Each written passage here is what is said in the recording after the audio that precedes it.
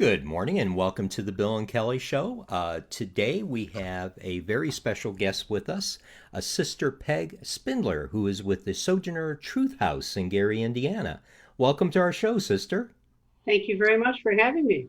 Well, we're very honored to have you because we've heard Absolutely. so much about what you do out there, and boy, there's never a better time now than provide those services. So why don't we start out right away and let you tell us a bit about the Sojourner Truth House, how it came And to about be, herself. yeah, and about yourself I too. want to know about Sister Sue. Yeah. Okay. Well, You excuse me if I'm kind of nervous because my history with Catholic nuns has Yeah, been well, hopefully we'll speckled. turn that around, Bill. We'll turn that around. Well, Okay. yeah, yeah. I've got to say, I think I told you before the show. You know the movie Nuns that gave you guys a bad rap. hmm Uh, that none of those nuns in that movie had anything on Sister Rosarita. I'm telling you right now. So Stop. we okay. We need to get to business. So, All Sister. right. Okay. Well, Sojourner Truth House was founded by and is sponsored by the Poor Handmaids of Jesus Christ, who used to own um, uh, Mercy Medical Center in Gary, where I was born, and St. Mary's in Hobart and St. Catherine's in East Chicago. And when they sold their hospitals, they wanted to stay in underserved areas, which of course Gary is one. And so they founded Sojourner Truth House. And in the middle of talking about that, I ran into one of the poor handmaids. I taught here at Holy Trinity for 15 years.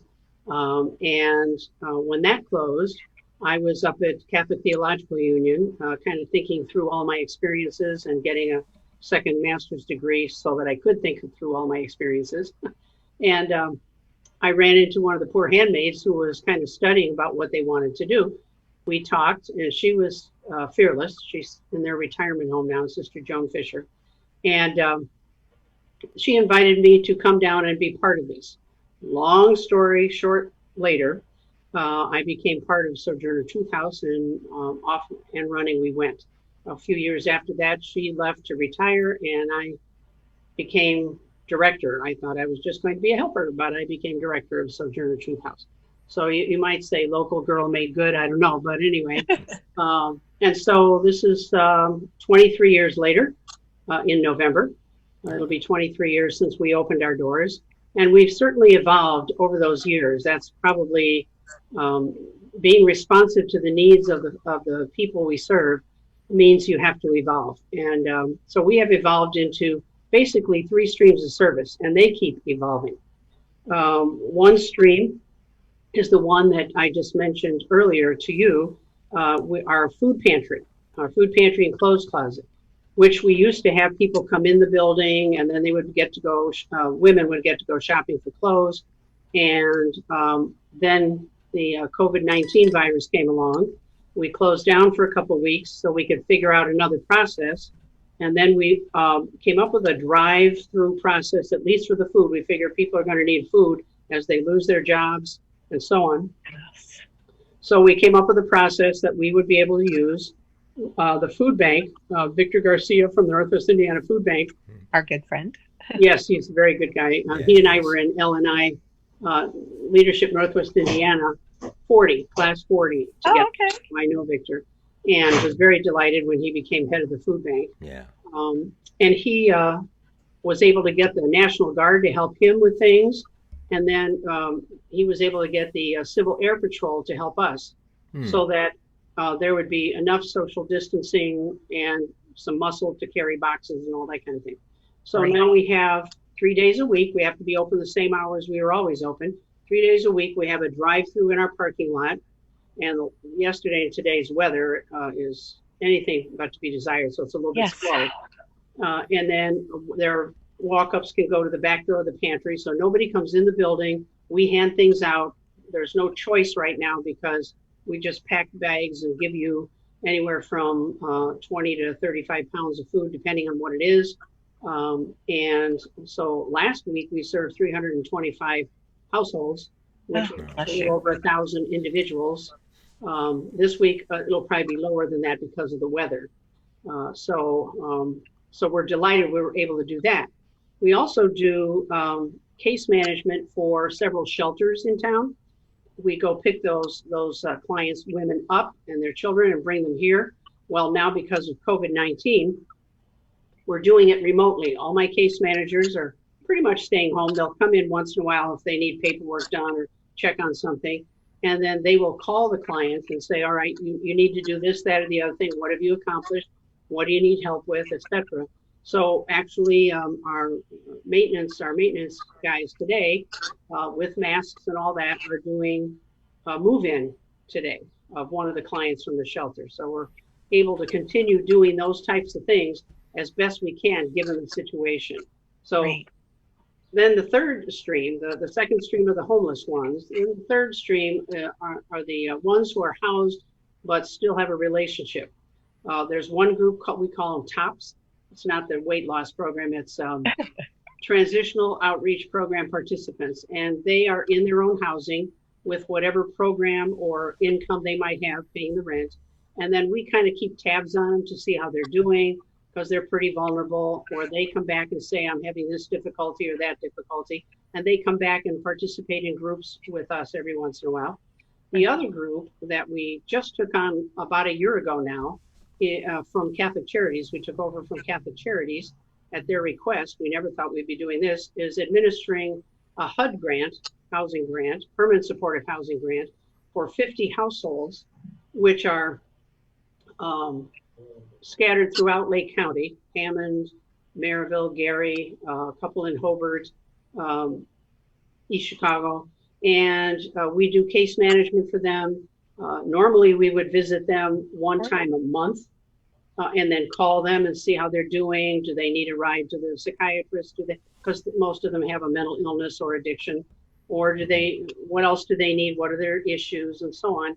Well, now we can't visit them, so we're doing phone calls galore and curbside drop-offs if they need food or cleaning supplies or something like that. And if there's an absolute necessity for picking them up, then we have vans, and they'll sit in the back of the van, and the case manager will be up in front, and there's at least 6 foot distance kind of thing. So we've had to do a lot of adjusting, as everybody has, to serve this population. And so those are our 3 streams of service. And right now, what we're involved in is working with the Northwest Indiana Continuum of Care, which is Lake County's coalition of homeless providers. And we're working with them we've already come up with a protocol so that if homeless clients during this COVID-19 time call in to one of 2 points and say, I'm homeless, I need a shelter, the first thing we do, we're working with Merrim Health Center to get them tested for COVID-19. If they turn out negative, then they can go into one of the shelters if there's room. If they turn out positive, then the Continuum of Care has been working on having a safe site, which I don't want to reveal what that might be because we already jinxed one site. But we're so grateful when people step up and say, yes, we want to help. I can help with this. And the state has given the Continuum money to help put a safe site aside for those who are homeless. Otherwise, they're roaming the street infecting people if they have it. So we're working on that. We don't have it all together, but between the Continuum and Merrim Health Center, who've been absolutely wonderful with a willingness to test clients and so on, we're going to have that up and running within a few days, I would hope. So then we can start taking clients back in the shelters. We also have to calm the shelters down and say, you're going to be safer than you are in your own home with all this testing. So could you please take anybody that's homeless? So it's trying to hold what little system we have for homeless people together in this time. So we're involved with that also. Now, Sister, given the conditions, the pandemic, have you seen an uptick in the services you're having to provide based upon this? I mean, we're dealing with a stressful economic situation. I can't tell about homeless yet because the shelters are not taking anybody, but I can tell about the Pantry. Last week I told you it was 325 households, which is over 1,000 individuals.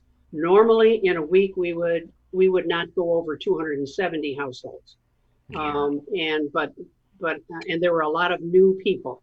So that tells me that the new people are probably folks who have lost their jobs, or or are on furlough or whatever it might be, whatever arrangements their employers have. So we've seen an uptick to some degree.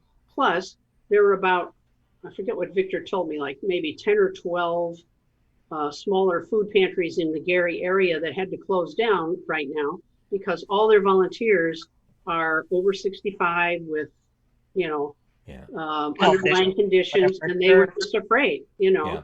Yeah. So that also, I think, then they're coming to us by word Yeah. of mouth, et cetera. Of course, it's on our Facebook page and our website and the food pantries too. Not to diminish the services that any other service organization in the area provides, because I think they're all integral right now. But you know, when I hear what's going on, and the just logistics of the food bank and all the partners like you are having to deal with to get people fed, it's pretty amazing task. The you know what we've heard from Victor is, you know, of course, because of the environment, people that would normally contribute can't because they lost their jobs. Right. But on the other side of the fence, the amount of people they have to service has like quadrupled, and that is not an easy game to No. be in. And so our hearts always go out to you folks that are on the front lines and trying to help people out and make sure that they're safe and fed. Because Absolutely. yeah, and I think you guys stand right behind the health workers and those guys. What they go through is, oh my gosh. So given you have the intake now, what is your revenue stream? What I mean, do you what is the Gary Diocese contribute, or is that how where does that come from? Well, it comes from all different places. There's no one thing. The Poor Handmaids of Jesus Christ, I said, sponsor us. So they put in about 50% of our budget. Mm-hmm. So far, so good. The rest of it, which is 600,000-700,000, we have to raise on our own, and that means we do appeals. We have a group of people that give monthly donors. So that's a stream. Of course, we write grants, and we've been able the last few years to get 100,000 or more in grants, different grants every year, and just general. Like there's a family group at Center that just sent us a nice size check for COVID-19. They figured we needed extra money for that, and so they sent us a nice size check for that, and that opened a relationship. And then our biggest fundraiser, we just have one fundraising event in the year. Well, two, I should say. Our biggest fundraiser is our annual walk. And this year on June 13th, we were supposed to do our 21st annual walk.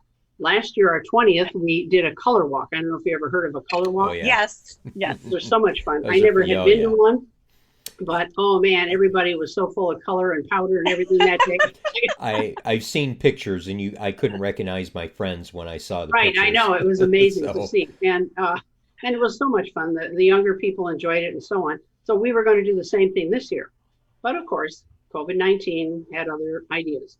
So we have decided, rather than put a lot of people at risk, even in June, we decided to go virtual this year.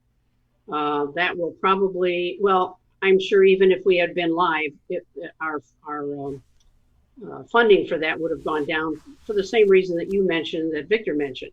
So many of our donors are smaller donors, and if their income has in any way been touched by this thing, then we're not going to get their donations. Sure. Yeah. But we still need to try because, as you also said, numbers are going up, even though the missions increasing, the margins decreasing right now. Somewhere around in February, we were at half of what the donations were last year, and March picked up a little bit, and I'm not sure what April looks like yet. So we have the same struggle Victor does in terms of keeping the lights on, paying my staff, and getting the food necessary for our people and so on. So luckily, there's been a few emergency grants put out there by Legacy Foundation, and I forget what the other one was. And so we've been able to apply for those and see. We might hear today or tomorrow if we're going to get it, because we also have to. I have to provide my staff with masks, and we want to provide the ladies in the shelters with masks, and so we're trying to keep ahead of that. So I've got my own sister in Couts, and several other groups trying to sew masks for us Hmm. and kind of get some money to buy some of the masks so we can hand them out to the people that are driving through for food. So they have Absolutely. masks, Yeah, so there's a lot of people sitting at home that, well, I see articles or posts every day that someone is making masks at home, and I guess there's also a group that is helping furnish them with supplies, not just masks, but the face shields and other PE. that's uh, fantastic. Yeah, Yeah, so so for our walk, we have a website. It's called walkforsth.org, and it's going to be virtual, of course. So people can walk in their bedroom, they can walk in their garage, they can walk in their neighborhood, they can walk in the park, they can walk with their dog, they can walk with their cat if they can get the cat going. Um, they can, they can do hmm, anything. You can take 3 steps. That's all. yeah, I always said that even when we had a real walk here. I don't care where you walk or how much you walk. As the old movie says, show me the money, That's because that's right. what we need. And so in a way, this will be the community of STH spreading out all across Northwest Indiana and beyond, in the hopes of doing virtual walks. In fact, the person, Robin Bernal, who has a fitness company that she runs, she does our fitness kind of like warm up before the walk all the time. So hmm. just got off the phone with her a little while ago, and she's going to do a video for us so we Oh, can put it on our great. website. And if people want to show that video and warm whoever they're walking up with up for the walk, they can do that. I love it. Yeah. So, and we're also thinking about, we had the idea this morning, putting a playlist of songs about walking so that you can play it while you're walking if you're walking in your living room or whatever. So we might as well have fun with this because Sure. it's the way we've got to do it. Yeah, And hopefully people will respond and come on board. So and there is if people raise or donate $100 as a walker, then they get walk T-shirt. And we haven't figured out how we'll get those out yet, but we'll definitely get them out. And trying to think, there's no registration fee. They can just go on. And we have three. Uh, we used to have like a in-person kickoff event each year, but this year, obviously for the same reason, we can't have an in-person kickoff. So we're having 3 virtual kickoffs. One of which is tonight at 5 o'clock. And you go on Sojourner Truth House Facebook page.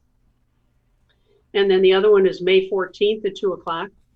And then the other one is May 28th at 6 o'clock. That way it's at different times for different people. And you can figure out how to register your team. You'll get information that's helpful to you and so on. So that'll be a little bit of a fun thing. Uh, Sister, just to clarify something, I noticed sure. some of your Facebook events were training for captains. Is that the That's leaders? exactly what it is. Okay, all Yes. right. So they sign up for that event, and that's virtual training. They go on and do a Zoom meeting or something. It's going to be kind of a Zoom meeting. I don't understand how that works with Facebook. But anyway, I know it does. We've got people that know that, thank God. So, It's all yeah, that it'll be a technology stuff. training, and then there'll be 2 more trainings so that captains have 3 opportunities, if they don't already know how to go on and be a captain and get a team that actually fundraises. Ah, so it's kind of competitive nature. Get teams Yeah, well, involved, that's and what I'm hoping for. yeah, That's right. cool. Because This we sounds usually fun. recognize the team that raises the most money. We have a little wall of fame in our hallway, and we recognize the individual that raises the most money. So uh, we like a little competition. So Yeah. that's it. Right. And most importantly, is since we've all been stuck inside, it gets us outside and moving. No kidding. Yep. It's healthy. It's healthy. Yeah. It is. Well, to get a hold of It's our healthy friend for Mary. us, and it's healthy for the community because we're helping people who need Need to to help. a hand up on their way, and so that's healthy for the community too. Yeah, Absolutely. we're gonna have to make sure Mary Marvan knows about this. Our 93-year-old friend who it makes the Energizer Bunny look like a turtle.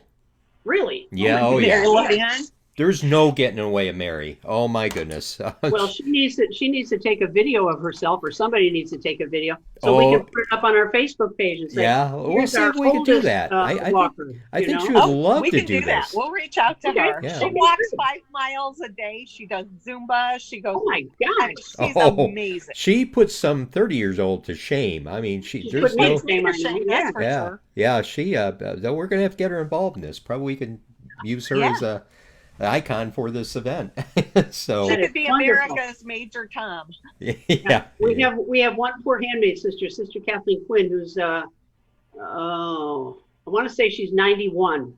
So what is this lady's name? Mary Mary Mary Levan. Levan. Levan. Okay, Mary Levan and Kathleen are probably the two oldest that would be participating in the walk. So, and Awesome. Kathleen is in good shape too.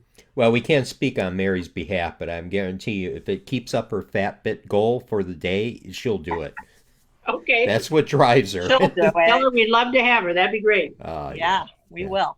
We'll mention it to her. That's Okay. wonderful. We'll send her this video too. Make sure. Oh yeah, yeah. Excellent. She. All right.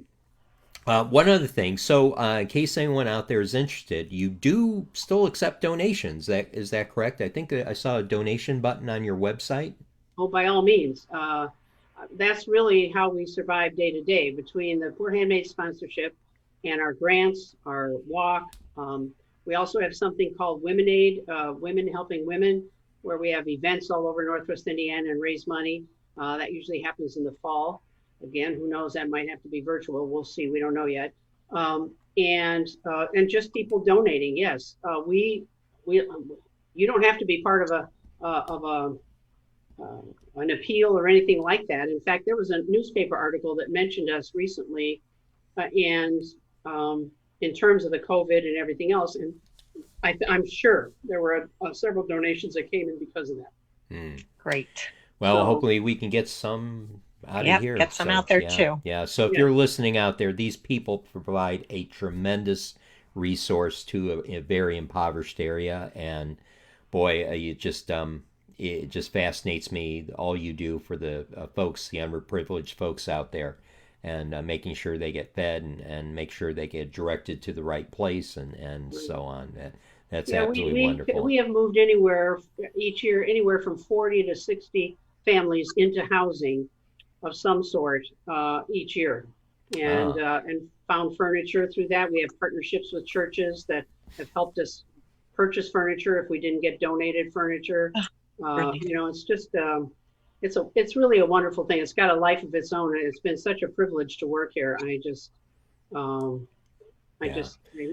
amazed every day at the life that pours out of this place and pours into it, and the Yeah. resilience of the clients who come in here. Sometimes you'll say, "How you doing today?" and the woman will say, "Oh, I'm blessed." And I'm sitting there thinking, "You're homeless, you're in a shelter, you don't have anything, and you say you're blessed." That's a lesson to me, Yeah. who is so privileged and whatever. So Well, the fact that they're in a shelter that's their perspective. Yeah. It could be much worse. So, Yep. good.